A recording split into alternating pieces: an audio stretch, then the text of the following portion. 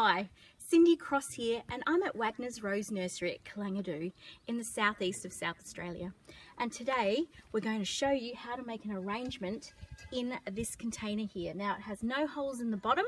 We're going to put some Oasis Florist foam in it, and it's going to soak up the water and provide the receptacle for this arrangement to come along. So I'll show you how it works. First, you soak this florist foam in water, and I can feel that it's really heavy.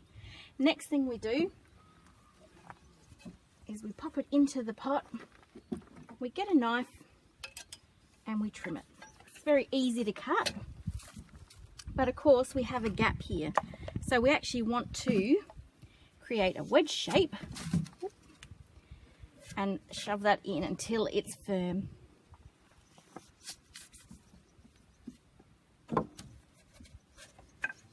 Now there were a few dry patches there, and even though I've soaked it for 20 minutes, what I'll do when I've finished is I will fill the pot up with water and it will extra soak into this florist foam.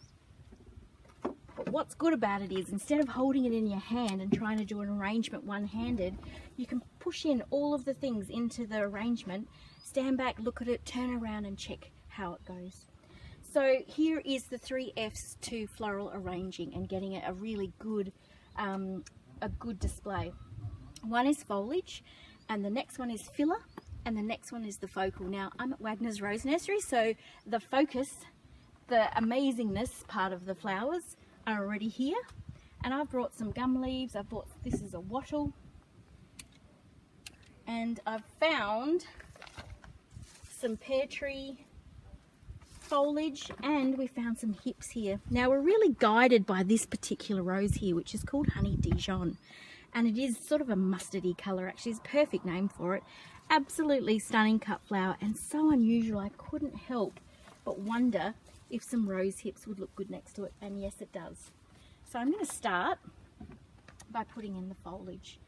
Now I'll put in the top and I'll put in the sides, and you'll just see it go together. Now a good tip for this is, when you push the stem in, you can't pull it back out again if you change your mind. You've got to leave it pushed in tight. That way it will be in contact with the foam, and it will always have a water supply to it. I like to strip the foliage at the bottom down also, because once we get a lot of flowers and foliage in here, it can be hard to actually get the focus, which is the roses, in at the end. So I'm going to make this nice rustic arrangement, and I'll turn the pot every now and then as well, just to make sure that all sides are looking even. This is an all the way round arrangement. Now these little tiny bits can go in as well.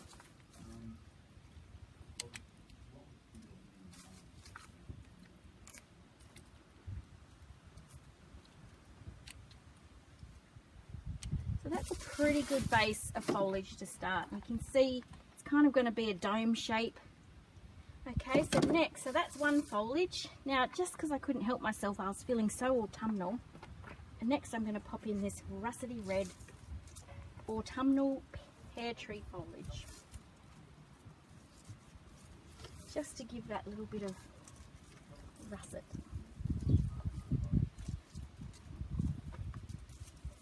And you see how easy it is just to push that foliage into the pot, and it just holds onto it.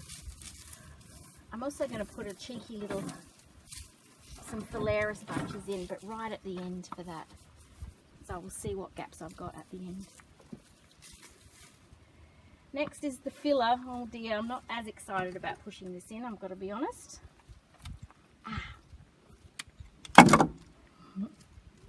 There's a few thorns here. Ow. Alright, okay. It's a nice strong stem though, so I can push it from the top. That's good to know.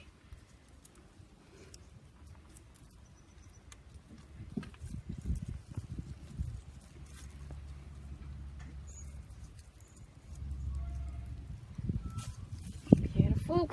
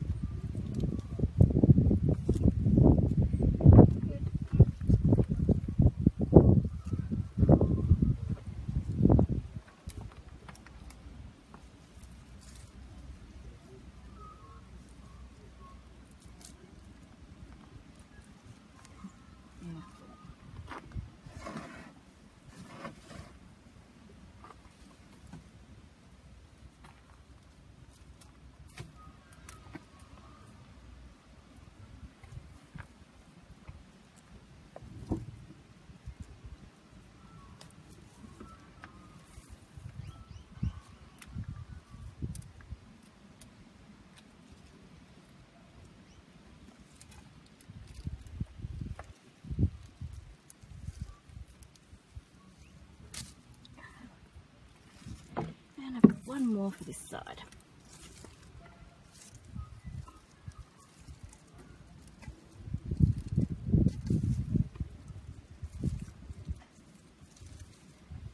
Okay. Now by getting this in place before you put the focal flowers in, it means you can sort of get the height that you're interested in. You can see if it's going to look what you were hoping for, and then you can adjust as you want. But I think we've got it great. And now for the focal.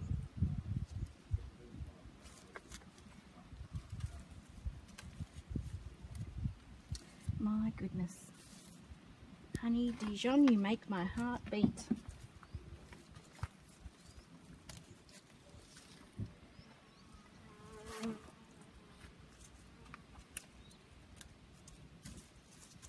So I'm just randomly putting them around, keeping them to the outer layer. Now you can imagine if I'd have put the roses in first, how difficult it would be to put the other things around it, which is why we always go in the order of foliage, filler, and then focal.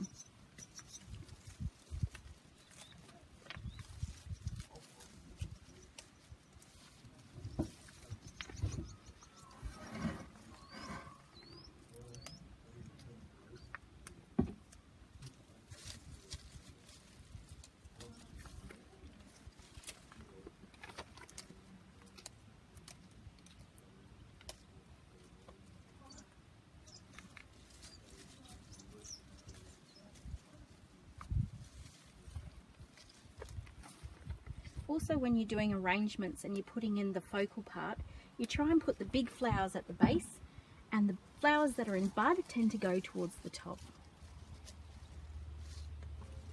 It's just all about keeping the balance.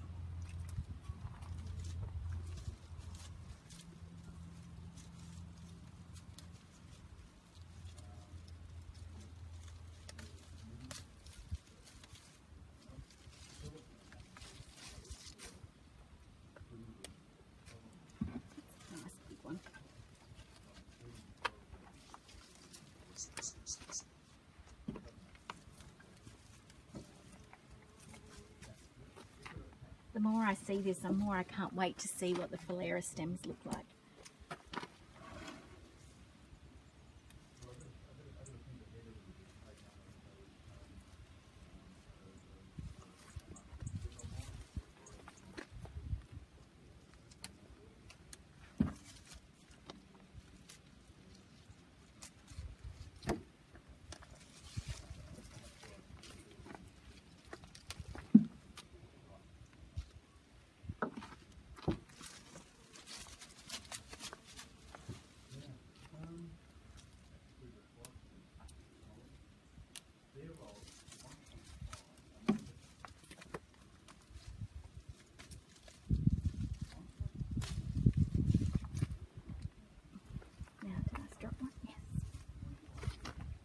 Last one.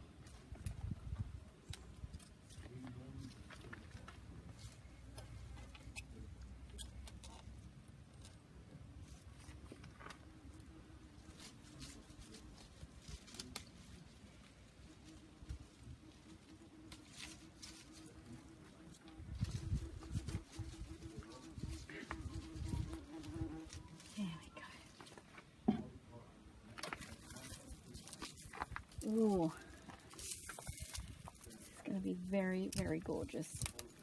Good thing about these is because they're dry, they don't actually need to poke in exactly. They can just thread in and stay there.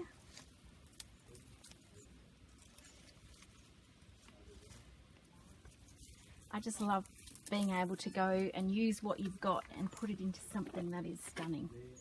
That's a bit too high.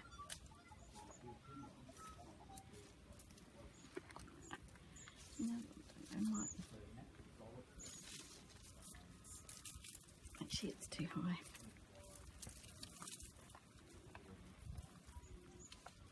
Let's get up. Just want it to be above foliage. This is looking so pretty. Minus the spider web.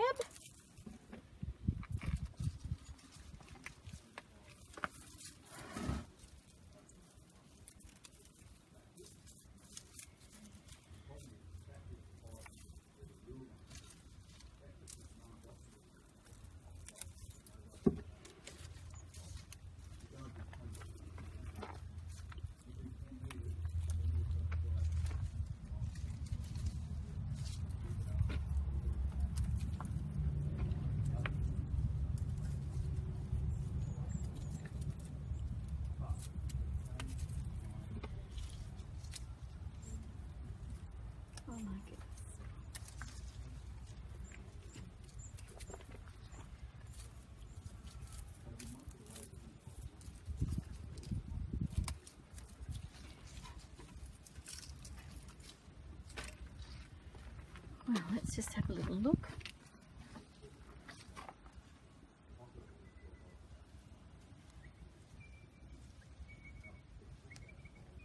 Well, I don't know about you, but I think that's stunning. And a lovely autumnal arrangement. Literally took me 10 minutes to do. It was supported in this pot the whole time. I'll just fill this up with water now. This would make something amazing for your home, or even as a gift. And this could just be, it doesn't have to be a pot, it could be any container that holds water. And if your container doesn't hold water, just line it with some cello paper.